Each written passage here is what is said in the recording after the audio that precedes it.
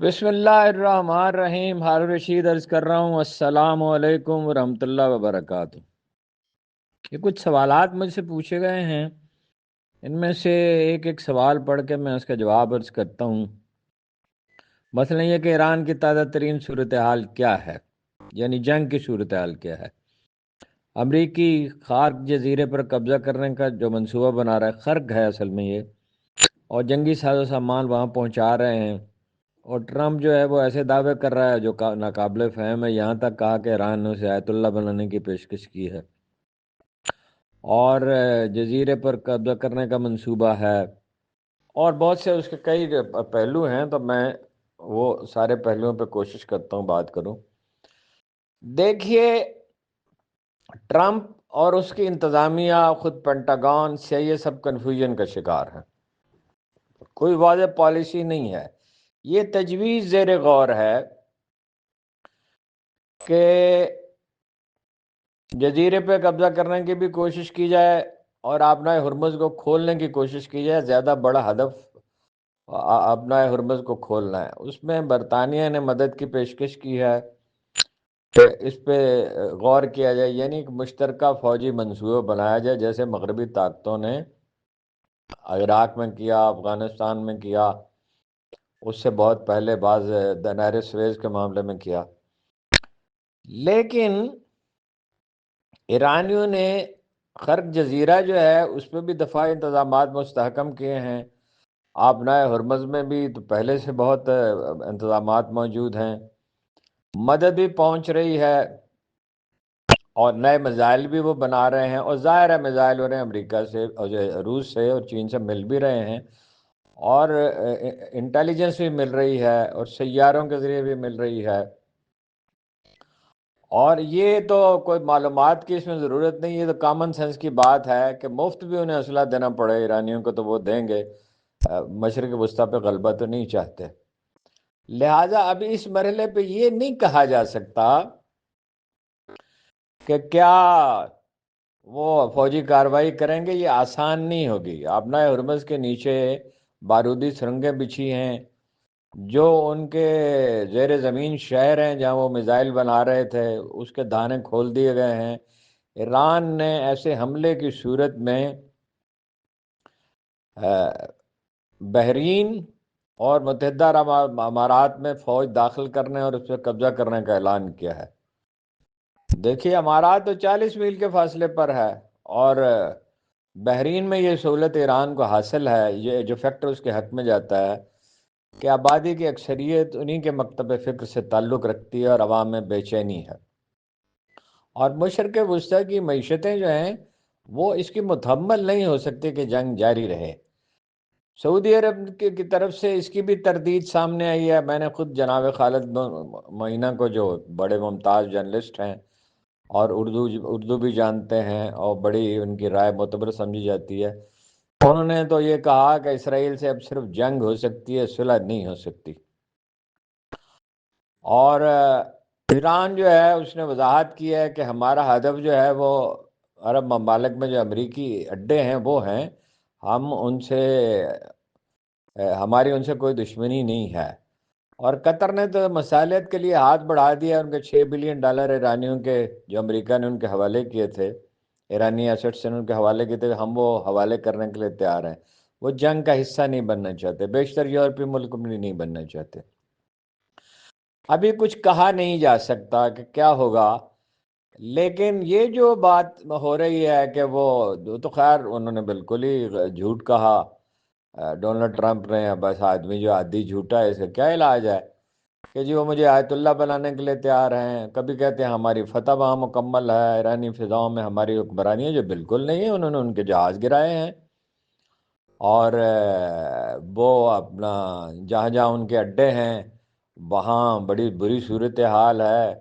امارات سے لوگ جو ہیں اور قطر سے بھی سرمایہ کار چھوڑ کر جا رہے ہیں، اور یہ سرمایہ خدا جانے کہاں لینڈ کرے گا. یورپ میں کرے گا، سوئٹزرلینڈ میں کرے گا، برطانیہ میں کرے گا، ملائیشیا میں کرے گا، کوئی اور محفوظ ملک دے گا، انڈیا میں کرے گا.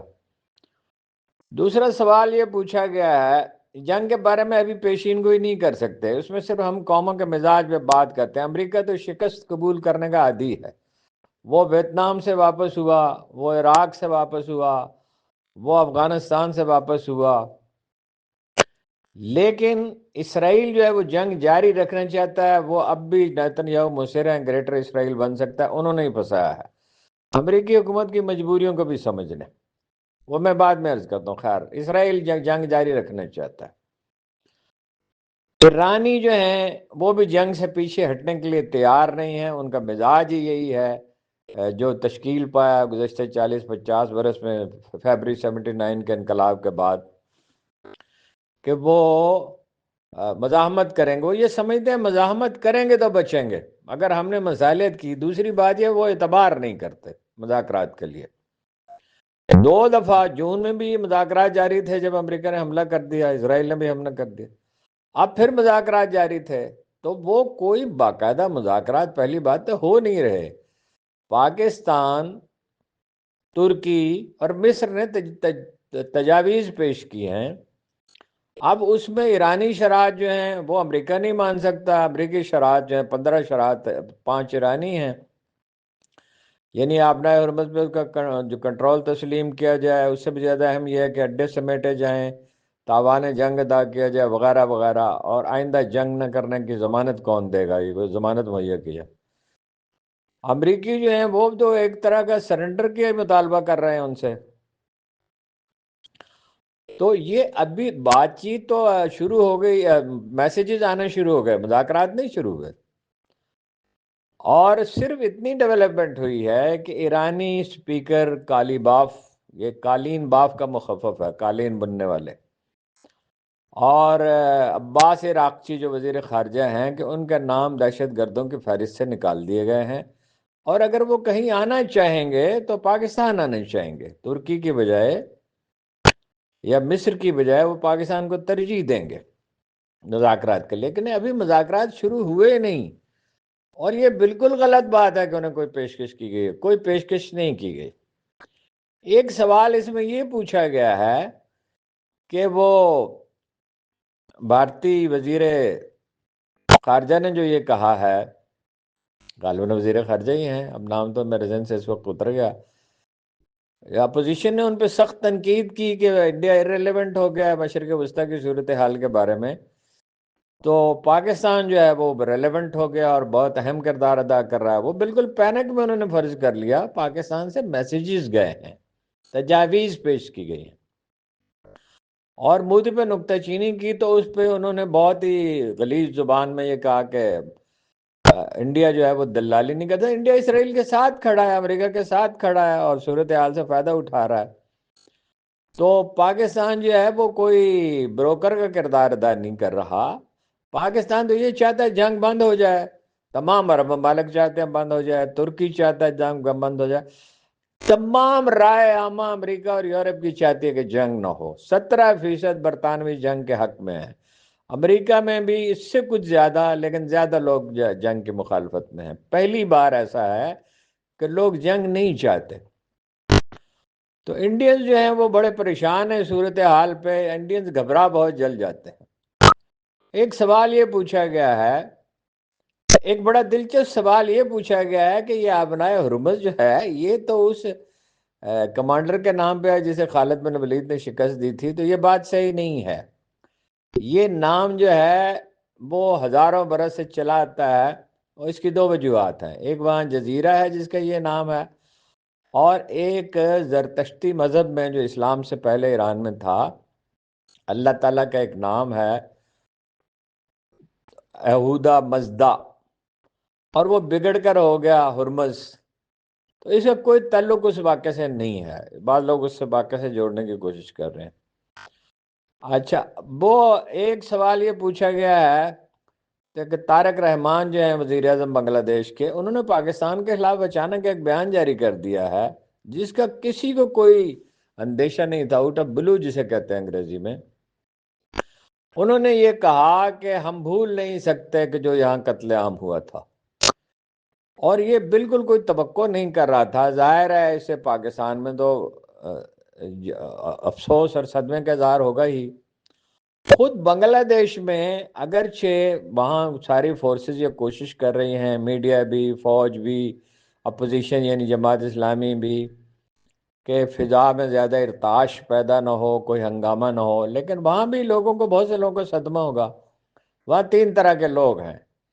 ایک ہیں 70-80 برس کی عمر کے آدمی جنہوں نے بچپن میں پاکستان کو دیکھا تھا، اور وہ پاکستان کے لیے اکثریت نرم گوشہ رکھتی ہے۔ ایک اس سے نسبتاً کم عمر لوگ ہیں جنہوں نے خونریزی دیکھی، جس میں بہاریوں کو قتل کیا گیا۔ بہاری انہیں کہا جاتا تھا، لیکن وہ اس میں آبادی کے بہت سے لوگ تھے، مسلمان جو مائیگریٹ کر گئے تھے انڈیا سے، وہ شامل تھے۔ اور اس پہ بعض لوگ وہاں کہتے ہیں کہ معافی کا مطالبہ کرتے ہیں کہ معافی مانگے ہوئے۔ معافی تو ضیاء الحق نے مانگی، مشرف نے مانگی، بھٹو نے مانگی، اور ضیاء الحق نے مانگی، ہر ایک نے معافی مانگی۔ تو اب معافی کا اس میں کیا سوال ہے؟ میرا خیال ہے پاکستان کو اس پہ خاموش رہنا چاہیے۔ اور یہ ظاہر ہے کہ طارق رحمان جب برطانیہ میں رہے ہیں تو وہاں ان کے کچھ رابطے رہے ہیں یا اب کوئی رابطے ہوئے ہیں۔ انہوں نے ایک بہت غیر محتاط بیان دیا، لیکن ہمیں انہیں ان کے حال پہ چھوڑ دینا چاہیے۔ اکثریتی آبادی جو ہے، خاص طور پہ جو نوجوان ہیں، وہ بھارتی پینیٹریشن وہاں کے انٹیلیجنس ایجنسیوں کی، فوج میں، سول سروس میں، سرکاری ملازموں میں، اس کے خلاف وہ اٹھے، انہوں نے بغاوت کی۔ اب بھی وہاں بھارت نواز عناصر موجود ہیں، اور ظاہر بھارت پوری کوشش بھی کر رہا ہے۔ اور طارق رحمان صاحب کی اس دوران ملاقاتیں بھی الیکشن کے دوران ہوئیں بھارتی قیادت سے، اور وہ رابطے میں رہے۔ انہوں نے بھارت کے خلاف بات بھی نہیں، کسی نے بھی نہیں کی۔ ویسے جماعت اسلامی نے بھی محتاط رویہ اختیار کیا کہ یہ ایشو نہیں ہے، بھارت کے ساتھ تعلقات ایشو نہیں ہے، اصل میں یہ تھا کہ بھارت نوازی نہیں ہونی چاہیے۔ اور انہوں نے بھی کوئی بات نہیں کی انڈیا کے بارے میں، نہ اس کے خلاف بات کی، نہ اس کے حق میں بات کی۔ لیکن رائے ماں کی اکثریت پاکستان سے خوشگوار تعلقات کے حق میں ہے۔ چینی ظاہر ہے اس پہ خوش نہیں ہوں گے، جو ان کی مدد کر سکتے ہیں، لیکن ایسا لگتا ہے کہ اس میں MI6 ہے، اس میں اسرائیل ہو سکتا ہے، اس میں CIA ہو سکتی ہے، اس میں انڈینز ہو سکتے ہیں۔ یہ بات رفتہ رفتہ کھلے گی۔ جنہوں نے ان کو آمادہ کیا ہے، کوئی ان کو انسینٹو دیا ہے، کوئی پیشکش کی ہے، بات راز تو نہیں رہے گی۔ لیکن پاکستان کو محتاط رویہ اختیار کرنا چاہیے اور اس کا کوئی جواب نہیں دینا چاہیے۔ جہاں تک اس کا تعلق ہے بنگلہ دیش کے لیے یعنی خیر خواہی کے جذبات کا، تو پاکستانی عوام ان کے ساتھ ہیں، اور انہیں انڈیا سے نجات ملی اس کے غلبے سے، اور وہاں آزادانہ الیکشن ہوئے، وہاں ایک جمہوری حکومت قائم ہوئی، تو پاکستانی خوش ہیں وہاں پہ۔ ویسے یہاں ایک اور بڑا دلچسپ پہلو ہے کہ عمران خان جو ہیں وہ ہیں پاپولر۔ جس طرح اپنے افغانستان سے بات کرنی ہو، ایران سے بات کرنی ہو، تو عمران خان ہی کام آ سکتے ہیں۔ اسی طرح بنگلہ دیش سے بھی اگر مذاکرات کرنے ہوں تو عمران خان ہی کام آئیں گے۔ ایک سوال یہ پوچھا گیا ہے کہ ان کے صاحبزادے قاسم نے اقوام متحدہ کے بنیادی حقوق کی جو کونسل ہے اس میں، کمیٹی میں انہوں نے بات کی، اور GSP سٹیٹس جس کے تحت پاکستان کو ٹیکس میں رعایت ملتی ہے، برائے نام ٹیکس دینا پڑتا ہے، یہ نہیں دینا پڑتا، ٹیکسٹائل کی مصنوعات یورپی یونین کے لیے، اس کے خلاف بات کی ہے۔ اور اس پہ بہت پریس کانفرنسیں ہو رہی ہیں، بہت غیر ذمہ دارانہ گفتگو ہو رہی ہے، میں نے وہ سنی ہے پریس ان کی گفتگو۔ انہوں نے یہ نہیں کہا کہ GSP سٹیٹس جو ہے وہ ختم کیا جائے، انہوں نے تو یہ کہا ہے کہ ختم نہ کیا جائے۔ انہوں نے یہ کہا، قاسم نے، وہ سوچی سمجھی ویل کنسیڈرڈ ان کی ساری گفتگو تھی، کہ پاکستان کو GSP سٹیٹس ملا ہے، وہ 27 معاہدوں کے تحت ہے جن کو پاکستان تسلیم کرتا ہے۔ اور ان معاہدوں کا یعنی خلاصہ یہ ہے کہ میڈیا آزاد ہوگا، عدالتیں آزاد ہوگی، انسانی حقوق کا احترام کیا جائے گا۔ اور وہ حوالہ ہے عمران خان کی گرفتاری اور PTI کے کارکنوں کی گرفتاری اور جھوٹے مقدمات کے سلسلے میں، کہ پاکستان معاہدوں کا پابند ہے۔ یہ نہیں انہوں نے کہا GSP سٹیٹس ختم کیا جائے۔ اور ان کے کہنے نہ کہنے سے نہ وہ ختم ہو سکتا ہے نہ وہ بحال ہو سکتا ہے۔ انہوں نے اس کا حوالہ دیا ہے۔ وہ یورپی یونین کا ایک وفد آیا تھا پاکستان نومبر میں، اکتوبر میں، اور انہوں نے یہاں جائزہ لیا، اور ابھی انہیں رپورٹ پیش کرنی ہے۔ یہ ایک نفسیاتی جنگ ہے۔ جیسے ایران، اسرائیل اور امریکہ ایک دوسرے کے خلاف جنگ کے علاوہ اب زیادہ تر نفسیاتی جنگ لڑ رہے ہیں، اسی طرح یہ پاکستان میں اقتدار کی نفسیاتی جنگ کا ایک حصہ ہے۔ وہ قاسم کا خام خواہ اس میں نام استعمال کیا جا رہا ہے، وہ یہ پی ٹی آئی کے سامنے جب ایف اے ٹی ایف کا مسئلہ آیا تھا جس کے تحت پاکستان پہ بعض پابندیاں لگائی گئی تھیں، اور ایم آئی اس کے عالمی مالیاتی ادارہ جو آئی ایم ایف کے وفد نے یہ عمران خان سے اور پی ٹی آئی سے یعنی کہا کہ وہ یہ جو ہے فلاں فلاں چیزوں کی جو حمایت کریں تب قرض ملے گا، تو انہوں نے فوراً اس کی حمایت کر دی تھی، عمران خان نے بھی اور پی ٹی آئی نے بھی، کہ ٹھیک ہے اپنا جو قرض ہے وہ آئی ایم ایف سے لیا جائے، اور ہم اس کے راستے، ہم اس کی مخالفت نہیں کرتے، اس کی مذمت نہیں کرتے، اس میں کوئی رکاوٹ نہیں ڈالتے۔ تو یہ نان ایشو ہے، اس کو ایشو بنایا جا رہا ہے یہ ثابت کرنے کے لیے کہ پاکستان کی مدد جو ہے دنیا میں جو ہو سکتی ہے اسے رکوانے کی کوشش کی جا رہی ہے، غیر ذمہ دارانہ رویہ ہے، بلکہ غداری تک کا لفظ استعمال کیا گیا ہے۔ تو یہ بڑی بچگانہ بحث ہے، جس طرح وہ اداکار سہیل احمد کے بارے میں ہو رہی ہے۔ اب وہ بیچارہ ایک اداکار ہے، اداکار وہ بہت زبردست ہے، بعض لوگ جو ہیں اب غصے میں گالیاں دے رہے ہیں۔ اب یہ پی ٹی آئی کے میں کچھ لوگ ایسے ہیں کہ جو دلیل کی بجائے ہمیشہ گالی دیتے ہیں، تو بھائی آپ کے پاس دلیل موجود ہے، آپ کو گالی دینے کی کیا پڑی ہے؟ اس کا موضوع سیاست تو نہیں ہے، وہ بیچارہ سیاستدان تو نہیں ہے، نہ وہ سیاسی حرکیات کو سمجھتا ہے، شریف خاندان سے اس کا مراسم ہے تو ہوتے رہیں، اس میں کسی کو کیا اعتراض ہے؟ ایک غیر محتاط بات انہوں نے کہہ دی، اب اس پہ ہزاروں جناب تبصرے ہو چکے ہیں اور میمز بن چکے ہیں، وضاحت بھی اس نے بتری کی، وضاحت بھی ویسے ادھوری سی کی، کوئی بات بنی نہیں۔ تو ایک اداکار نے کہہ دیا اور غیر محتاط الفاظ اس نے کہے کہ بھٹو کو بھی پھانسی ملی تھی اور فلاں بھی ہوتا، نواز شریف بھی جیل گئے تھے اور زرداری صاحب پہ بھی کو عدالتوں نے بری کیا ہے، وہ تو تناظر ہی نہیں سمجھ سکے۔ بھائی عمران خان پہ 200 جھوٹے مقدمے بنے، کبھی کسی وزیر اعظم پہ بنے ہوئے۔ الیکشن عمران خان نے جیتا ہوئے الیکشن کے باوجود اسے حکومت نہیں دی گئی، اور 17 سیٹوں والے آدمی کو جو منی لانڈرنگ کا بھی مرتکب تھا اسے حکومت دے دی گئی، اور ایک آرڈینری پولیٹیکل ورکر سے ہارنے والی خاتون کو بھی وزیر اعلیٰ بنا دیا گیا، اور بلوچستان میں بھی نمائندہ حکومت نہیں ہے، کراچی میں بھی دھاندلی ہوئی۔ اب وہ طرح طرح کے الزامات بھی اس پہ لگا رہے ہیں، میرا خیال ہے اسے نظر انداز کرنا چاہیے، نہ اس کا موضوع ہے وہ، تو اس میں ایک اور نقطہ بھی ہے، اس سے زیادہ لوگوں کو دلچسپی نہیں ہوگی۔ جذبات کی ایک سائنس ہوتی ہے، لوگ اس وقت بٹرے محسوس کر رہے ہیں، کہ عوام محسوس کرتے ہیں کہ ان کے ساتھ بٹریل کیا گیا ہے، ان کے مفادات کو نقصان پہنچا گیا، مہنگائی ہے، بے روزگاری ہے، نمائندہ حکومت نہیں ہے، اسرائیل کے بارے میں لوگوں کی ریزرویشنز ہیں، امریکہ کے بارے میں ریزرویشنز ہیں، لوگ ایران کے حامی ہیں۔ اس میں ایک سوال یہ نقطہ ہے، یہ بار بار لوگ پوچھتے ہیں کہ پاکستان میں یہ کہا جا رہا ہے کہ 11% شیعہ آبادی ہے اور پاکستان ایران کے خلاف کسی کارروائی میں شریک نہیں ہو سکتا۔ میرا خیال ہے یہ بہت سطحی نقطہ نظر ہے۔ پاکستان میں صرف شیعہ آبادی جو ہے وہ اسرائیل کے خلاف نہیں ہے، یا ظلم کے، یا غزہ میں جو ظلم ہوا، یا ایران پہ جو بمباری ہوئی، اور گریٹر اسرائیل کا جو ہے سنی آبادی اتنے ہی خلاف ہے۔ وہ چند آدمی ہیں، وہ کچھ تو بگڑے ہوئے مذہبی ذہن ہیں جو ایرانی حکومت کی پالیسیوں کے کچھ خلاف ہیں، کچھ سعودی عرب کے زیر اثر ہیں، کچھ اور عرب ملکوں کے زیر اثر ہیں، کچھ مکاتب فکر کے اختلافات ہیں۔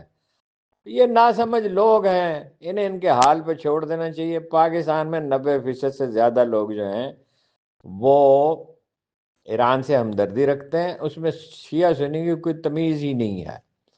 یہی بنیادی سوالات ہیں، اور یہ کہ ایک سوال یہ پوچھا جا رہا ہے کہ جنگ کب بند ہوگی؟ جنگ فوری طور پہ نہیں بند ہو سکتی، اس لیے کہ اسرائیل اس کے لیے تیار نہیں ہے، اس کو بلیک میل کیا گیا ہے ڈونلڈ ٹرمپ کو، وہ پھنس گیا ایبسٹین فائلز کی وجہ سے بھی، لیکن اس سے بھی بڑی وجہ ہے کانگریس اور سینٹ میں صہیونی سرمایہ کار جو ہیں وہ سب سے زیادہ تیاد دیتے ہیں، ان کا میڈیا میں سب سے زیادہ اثر ہے، وہ بہت منظم ہیں، اور وہ جو ہے وہاں کے بینک جو ہیں اور مالیاتی ادارے ہیں اور وال اسٹریٹ ہے اور اسٹاک ایکسچینج ہے، اس میں ان کا اثر ہے۔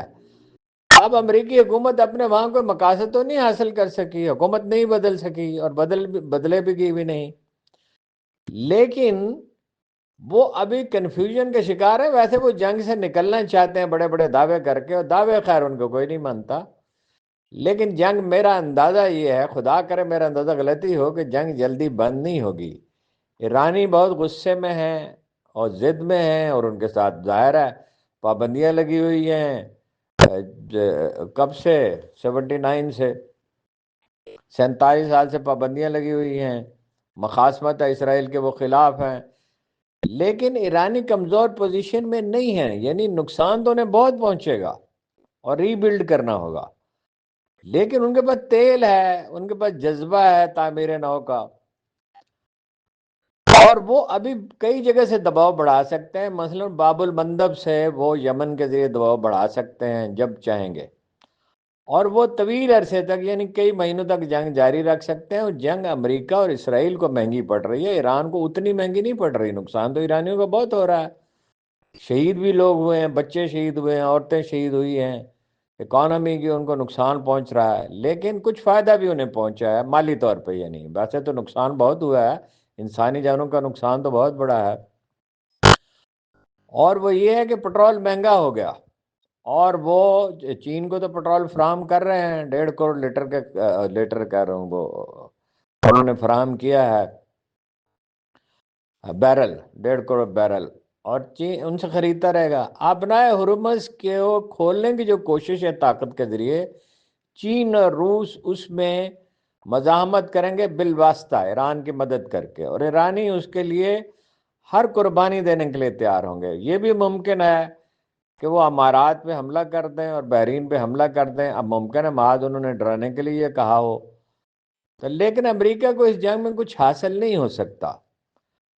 ہم جس دنیا میں رہ رہے تھے وہ دنیا بدل چکی ہے، امریکہ کو کچھ نہیں ملے گا، اسرائیل کو جنگ جاری رکھنا چاہے گا، یہ جنگ اگر پھیلتی گئی، اور وہ تو منصوبہ اسرائیلی تو یہ ہے کہ ایک نیا ملک قائم کیا جائے، ایرانی بلوچستان اور پاکستانی بلوچستان کو شامل کرے، اسے ایرانی بلوچستان کو سیستان کہا جاتا ہے، لیکن بلوچ محتاط ہیں، کرد بھی محتاط ہیں، آذری بھی محتاط ہیں، آذربائیجان والے جو ہیں وہ محتاط ہیں، کچھ عرب بھی ہیں عراقی سرحد پر، وہ بھی محتاط ہیں، وہ کوئی میں نے کردوں نے تو صاف جواب دے دیا، اور بلوچوں نے بھی کوئی بغاوت نہیں کی ہے، آذریوں نے بھی نہیں کی ہے، عرب بھی خاموش ہیں۔ تو اس میں دنیا بہت بڑی عظیم تبدیلیوں سے دوچار، اور یہ ایک بڑی تبدیلی یہ ہے کہ امریکہ کی سپر پاور کی حیثیت متاثر ہوئی ہے، اسلحہ جو ہے وہ جنوبی کوریا سے وہاں سے لایا جا رہا ہے، جنوبی کوریا سے یوکرین تک سے لایا جا رہا ہے، اپنے اڈوں سے لایا جا رہا ہے، وہ جو ڈسٹرائر ہیں یعنی جو میزائل آتے ہیں ان کو تباہ کرنے کے لیے اخراجات بہت ہو چکے ہیں، بعض تو لوگ یہ دعویٰ کرتے ہیں $120 بلین کے اخراجات اور ہو چکے ہیں، شاید اتنے نہ ہوں، لیکن امریکی معیشت پہ اس کے بڑے تباہ کن اثرات ہو رہے ہیں، اور عالمی معیشت پہ بھی اس کے تباہ کن اثرات ہوں گے، اور اگر پیٹرول ہو گیا $150-200 کا، اس کا روس کو اور ایران کو اور عرب ملکوں کو تو کچھ فائدہ پہنچے گا، امریکہ بھی شاید پہنچے، لیکن دنیا معاشی طور پر تباہ ہو جائے گی، غریب ملک بالکل تباہ ہو جائیں گے، اور اس سے امریکی معیشت پر بھی بہت برے اثرات مرتب ہوں گے۔ ڈونلڈ ٹرمپ کا سیاسی کیریئر خطرے میں ہے، یہ میں آپ کو وثوق کے ساتھ کہہ سکتا ہوں، اس لیے کہ حالت جنگ میں تو ظاہر ہے امپیچمنٹ شاید نہ ہو، لیکن جو انہوں نے کینیڈا کے ساتھ رویہ اختیار کیا، جو انہوں نے گرین لینڈ پہ قبضے کا ارادہ ظاہر کیا، جو انہوں نے یوکرین کے صدر زیلنسکی کے ساتھ جو سلوک کیا، اور اب جس طرح انہوں نے غزہ میں قتل عام میں مدد کی، تو اب ایران پہ جتنی تباہی پھیلائی ہے اس پہ رائے عامہ خود امریکہ کے خلاف ہے، جنگ کے یورپ کے خلاف ہے، آسٹریلیا پریشان ہے، آسٹریلیا میں فیول ختم ہو رہا ہے، تائیوان میں چند دن کا فیول باقی ہے، اور چینیوں نے پیشکش کی ہے انہیں فیول فراہم کریں گے، پٹرول اور ڈیزل، اور سچویشن سے فائدہ اٹھا کر کہا جاتا ہے کہ تائیوان پہ قبضہ کر سکتا ہے چین، میرا نہیں خیال چین ایسا کرے گا، چین کا موقف تو یہی ہے کہ تائیوان اس کا حصہ ہے، ظاہر ہے اس کا حصہ ہی ہے، لیکن وہ صبر سے انتظار کریں گے، انہیں پیشکش کریں گے کہ اندرونی معاملات انہیں ایک اسی نظام کے، جمہوری نظام کے تحت جو ان کا ہے اسی کے تحت وہ کام کرتے رہے، لیکن چین کا حصہ بن جائے۔ تو دنیا بدل گئی، بدل رہی نہیں ہے، دنیا بدل گئی، امریکہ کمزور ہو گیا، پیٹرو ڈالر کا قصہ ختم ہوا، لین دین جو ہے بھارت، چین، برازیل، روس یہ کر رہے ہیں اب مقامی سکوں میں، اور جب ڈالر کی اہمیت کم ہو گئی تو امریکی معیشت پہ اس کی ضرب پڑے گی، امریکہ کا دنیا بھر میں رعب و داب ختم ہوتا جائے گا۔ اور یہ بات خود یہودی بھی سمجھ رہے ہیں، میں صہیونی نہیں کہہ رہا، یہودی کہہ رہا ہوں۔ صہیونی تو وہ ہیں جو قتل عام کے حامی ہیں، سارے یہودی تو حامی نہیں ہیں قتل عام کے، ان میں بہت سے لوگ تو مخالفت کر رہے ہیں۔